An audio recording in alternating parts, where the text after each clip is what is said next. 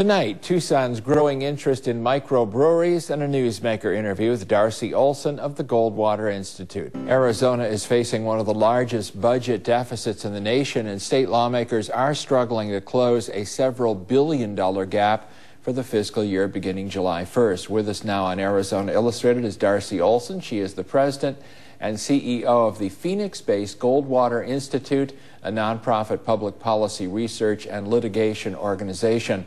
Ms. Olsen's policy organization for the second year in a row was named Arizona's best capital watchdog by the readers of Arizona's Capital Times. Congratulations on that. It's good to see you. Thank you, Bill. It's great to be here. The governor was calling, as you know, for a tax increase to kind of mitigate further education budget cuts. What do you think about that? Well, you know, what's happening at the Capitol is really a reflection of what's happening across kitchen tables in Arizona, and that is people are hurting.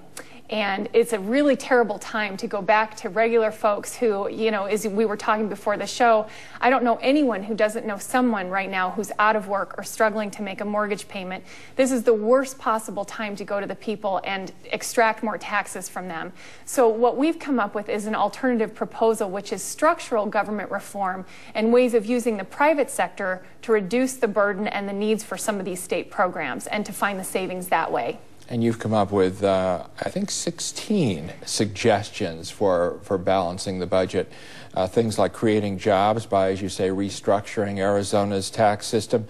What would you do about the education cuts in Arizona? Well, one of the most interesting things is that we can save a lot of money in education and improve the quality of education at the same time. And I think that's something that everyone would like to see.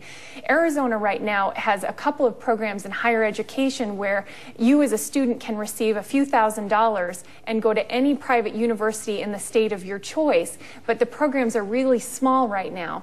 Well, for every student who does that, the state saves about $6,000. So this would be a great program to get more of our college students into college, but at a smaller cost. So we've called for an expansion of those programs. How do you answer critics who say you and the Goldwater Institute are just a conservative organization, and many people who may be of the liberal persuasion will just disregard what you say? What do you say to these people? Well, we're very much about principle. We are a watchdog organization, and we fight government mismanagement and abuse at every level. And, you know, this tax increase has been proposed by a Republican governor. That doesn't mean that we favor it. You know, we are fighting on behalf of taxpayers, and we really believe strongly in respecting the Arizona Constitution, and that's what we're here to do. How do you think the legislative session is going so far?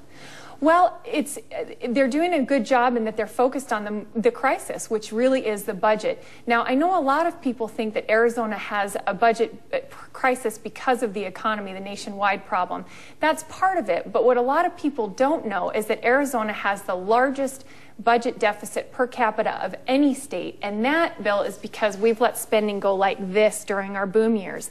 And sort of like the city of Venice is sinking under the weight of bad engineering, we are sinking under the weight of our bad engineering. We have program expenses like this, but revenue is here, and we have to get these in line. And just like at the federal level where you have Medicaid, Medicare, Social Security with spiraling costs, we have that here in K-12, healthcare, higher education, and transportation.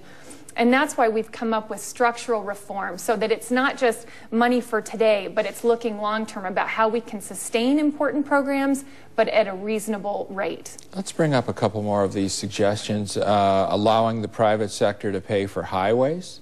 Yes, this is a wonderful idea. It's working internationally. In fact, I spoke to a woman today who is from Sweden, and she said they have the most beautiful roads in the world. And I thought for sure she was going to say, and some of the highest taxes. And she said, our roads were built by prisoners.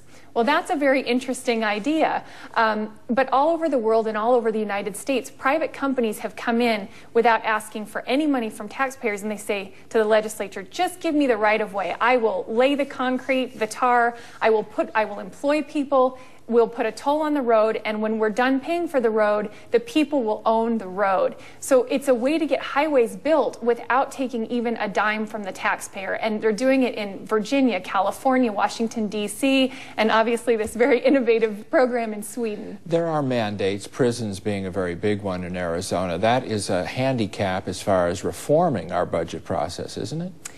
In what way? That we have certain mandates that must be filled in our budget, prisons being one of them. Yes, yes. There is some spending that has been what they call locked in, mostly by voters, where voters have said, we always want to spend on this. And I think what nobody could have foreseen is that when maybe we thought spending would go like this, well, it went like this. And so there is an effort to go back to the voters and say, did you know the crisis that we're in? Can we adjust some of this mandatory spending to a more reasonable level? And I think that's a really smart idea. So you would be in favor of asking the voters that question? Definitely. The governor has suggested perhaps a special election this spring. She has, and she wants people to be able to vote on that. I think that's wise because you can't foresee always the consequences, and it's great. You want to protect, when voters want something, you want to be able to protect that. But at the same time, voters see the spending going like this and they want to stop it too. So this is the way to give them the chance. They have to reform it themselves. Got less than a minute left. You also talk about health care costs in your 16 suggestions. Yes. Reducing Medicaid costs? Yes, critical area for America's families, especially here in Arizona. We have a lot of elderly on fixed incomes. We have about 10 different ideas at the Goldwater Institute, and you can go to the website goldwaterinstitute.org and see what some of those things are. But one is to give people more control over their health care and their spending dollars so they can purchase the type of care they need and then hold on to the extra dollars. And litigation is a part, isn't it, of your mission? Yes. When government oversteps, we are there to defend taxpayers. And you've had some success in that. We have right now. We have a suit against the city of Phoenix. They wanted to give $100 million to one developer to build a mall. I don't know how many people you know who got $100 million to start their business. We don't know many, so we're fighting that. Okay, Darcy Olsen, good to see you. Thank you. Thank you, Bill. Thank you.